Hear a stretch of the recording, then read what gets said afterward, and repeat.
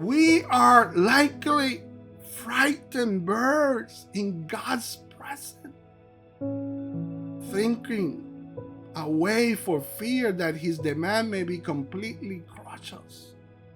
However, when we finally yield, when Jesus cornered us and gently take us in his hand, we are astonished to discover that God is infinitely gentle.